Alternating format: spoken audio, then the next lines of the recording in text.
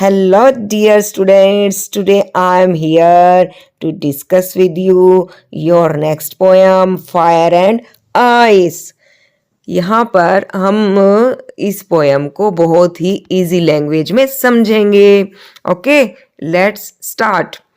Fire. Fire का यहाँ पर क्या मीन्स है? फायर का यहाँ पर सिंबॉलिक मीन्स है हमारी इच्छाएं, इंसान की इच्छाएं, उसका ग्रीड, उसका लालच जो उसे आग की जैसे अंदर ही अंदर जलाता रहता है कि मुझे ये चाहिए, मुझे वो चाहिए. मुझे इंसान को सब्र नहीं है, उसे संतुष्टि नहीं है, इसलिए ही वो अपनी इच्छाओं की पूर्ति करने के लिए आगे से आगे कुछ ना कुछ ऐसा करता रहता है जिससे प्रकृति को या दूसरे लोगों को नुकसान होता रहता है. ये इंसान के अंदर की इच्छाएं हैं जो उसे अच्छा और बुरा सोचने ही नहीं देती, बस उसे अपने ही फायदे के बारे में सोचना है.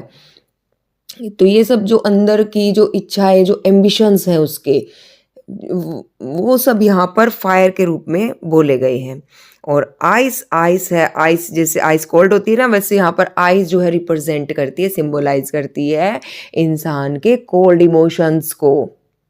कोल्ड इमोशंस जैसे कि आपके अंदर की हेट, एक दूसरे से हम लोगों में क्या हो गया है, ईर्ष्या की भावना, नफरत की भावना इतनी अधिक हो गई है कि इंसान इंसान के बीच में प्रेम है ही नहीं. चाहे आप अपने पूरे विश्व में कहीं पर ही देख लीजिए, हमेशा किसी न किसी देशों के बीच में युद्ध चलता ही रहता है. क्यों? क्योंकि इंसान के अंदर इतनी हेट्रेड बढ़ गई है, आपस में प्रेम नहीं है.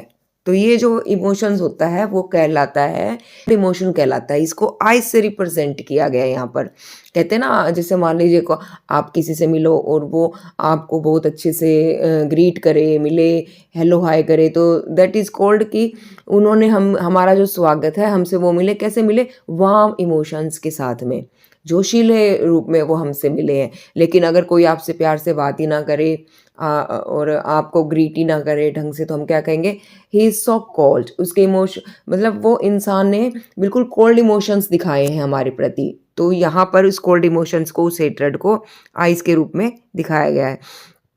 और यहाँ ये जो फायर है ये हमारे स्ट्रॉन्ग इमोशंस को, जो कि एम्बिशियस इमोशंस को, उसको लेकर के यहाँ पर इसको दिखाया गया है. फायर मतलब स्ट्रॉन्ग इमोशंस, जैसे कि जो हमारी तीव्र इच्छाएं होती है. और आइस जो हम एक दूसरे के प्रति अपना प्रेम का व्यवहार नहीं दिखाते, हम एक दूसरे के प्रति ईर्ष्या रखते हैं, जलन रखते हैं, क्रोध रखते हैं, नफरत रखते हैं, और एक दूसरे के सुख दुख में हम सहयोगी नहीं बनते. एक दूसरे के प्रति हमारी फीलिंग्स कोल्ड हो गई हैं, हमारा हार्ट की फीलिंग्स कोल्ड हो गई हैं. That is represented by the word ice. Okay, तो चलिए हम अपनी आगे पोएम पढ़ते हैं. सम से द वर्ल्ड, कुछ लोग कहते हैं कि संसार will and in fire, fire से एंड हो जाएगा, यानी कि जो है हमारी डिज़ायर्स से एंड हो जाएगा. जो हम इतने एम्बिशियस हो गए हैं, हमारे हम इतने एम्बिशियस हो गए हैं, हमारे एम्बिशंस के चलते जो हम अपने ही विषय में सोचते रहते हैं, और हमारी 1% की इच्छा पूर्ति के लिए हम किसी के 100% का भी नुकसान कर सकते हैं.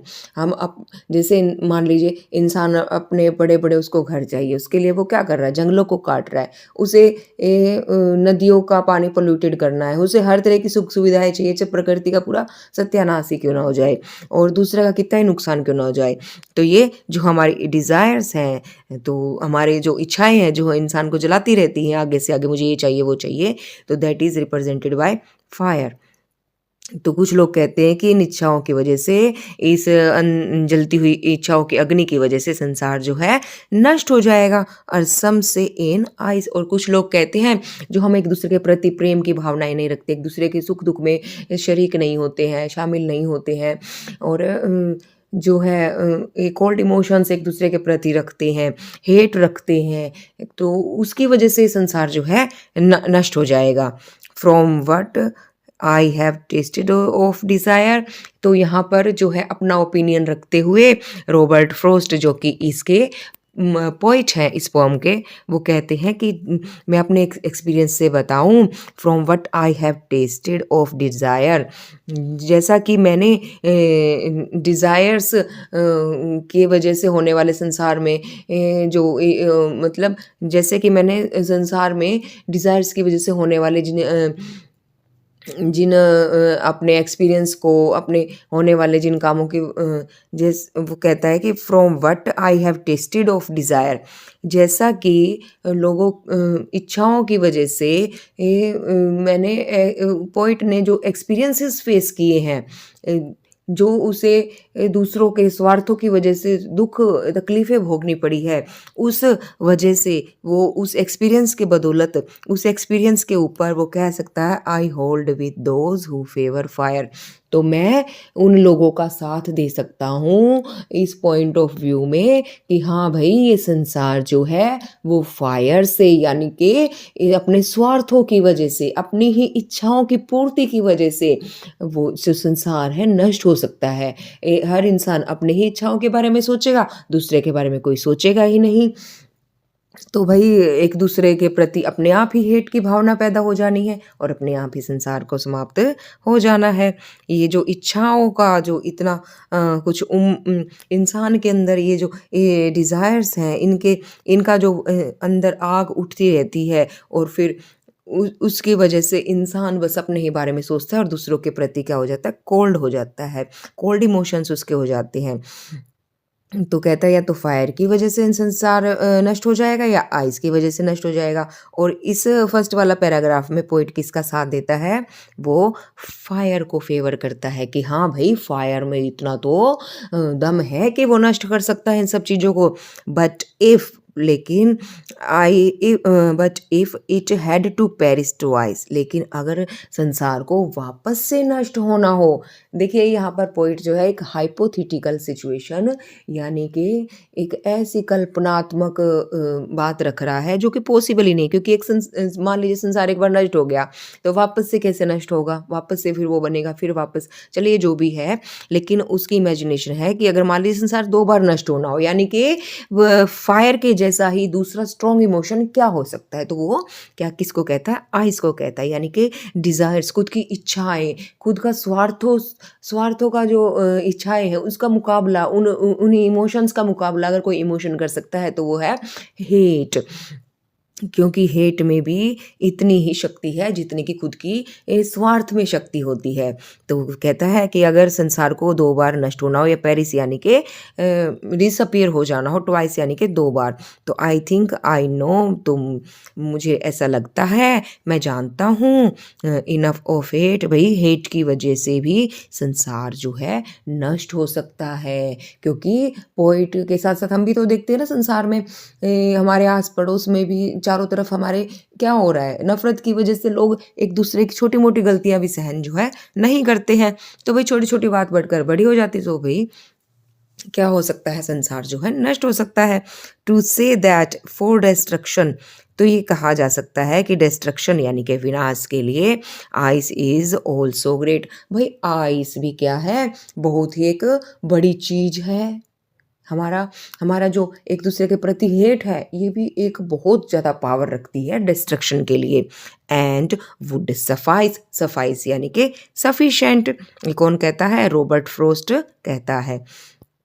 क्या कहता है कि जो आइस है वो भी क्या है, ग्रेट है। किस चीज़ के लिए ग्रेट है, डिस्ट्रक्शन करने में ग्रेट है, और ये डिस्ट्रक्शन करने में सफाइस है, यानी कि सफिशिएंट है। ये देखिए यहाँ पर आपको क्या दिया हुआ है, इसका वर्ड मीनिंग में भी दिया हुआ है कि नष्ट हो सकता है इस चीज़ के द्वारा, आइस के द्वारा भी। तो इस पैराग्राफ में जो है पोइट किसको फेवर करता है, आइस वाले इमोशंस को, यानी कि कोल्ड इमोशंस को, यानी कि हेट को फेवर करता है। तो देखिए इस पोयम में यही है कि संसार किस किस चीज़ से नष्ट हो सकता है। संसार वही नष्ट हो सकता है फायर से भी और आइस से भी, यानी कि डिज़ायर से भी और हेट से भी। डिज़ायर्स यानी कि हमारे खुद का स्वार्थी जो इच्छाएं होती हैं उनसे भी, सिर्फ अपने ही बारे में सोचो और दूसरों के बारे में सोचो मत। ये तो बहुत ही अच्छा कारण है, बहुत ही बड़ा कारण है नष्ट होने के लिए संसार को। सब अपने बारे में सोचेंगे, किसी के बारे में कोई सोचेगा ही नहीं। और इसी तरह से हेट यानी कि नफ़रत, एक दूसरे से इतनी नफ़रत धीरे धीरे ईर्ष्या जो है नफ़रतों में और फिर लड़ाइयों में तब्दील हो जाएगी और फिर उससे भी संसार नष्ट हो जाएगा। तो जो है ये पोएम का ऐसा थीम है, क्यों इस पोएम का ऐसा थीम इसलिए है क्योंकि ये आफ्टर फर्स्ट वर्ल्ड वॉर जो है ये पोएम लिखी गई थी। ओके, तो उसके पीछे भी ऐसे ही कुछ कारण थे। तो इसलिए उस जो समय का उस समय का जो प्रभाव है वो इस पोएम पर नज़र आता है। तो इस पोएम के थ्रू कवि ये जो हमारा पोइट है रॉबर्ट फ्रॉस्ट, ये कहता है कि इंसान को ये स्वार्थी बनना और एक दूसरे से हेट रखना, इन दोनों ही इमोशंस को उसे छोड़ना होगा ताकि संसार जो है शांति से, सुख से और लॉन्ग लिव रहे। तो ये बहुत जो गहराई की बात है, इसको पोइट हमें बहुत ही इजी वर्ड्स में और बहुत ही काम जो है टोन में समझा देता है। इस पोएम में थीम गहरा है लेकिन फिर भी इसको पढ़ने वाला जो है पैनिक नहीं होगा, वो ध्यान से इस बात को समझेगा कि हाँ भाई, हमें जो है संसार में मानवता को जो है अधिक समय तक मानवता को कायम रखने के लिए क्या चीज़ें ज़रूरी हैं। जो है एक तो स्वार्थ हमें छोड़ना होगा और हमें हेट करनी जो है छोड़नी होगी, प्रेम से मिलजुल कर एक दूसरे के साथ जो है इस संसार में रहना चाहिए। तो यही प्रेम और सद्भावना का ये मैसेज पोएम देती है। Okay, I hope you understood this poem. देखिए स्टूडेंट्स, मैंने इस पोएम को बहुत ही इजी लैंग्वेज में समझाने की कोशिश की है।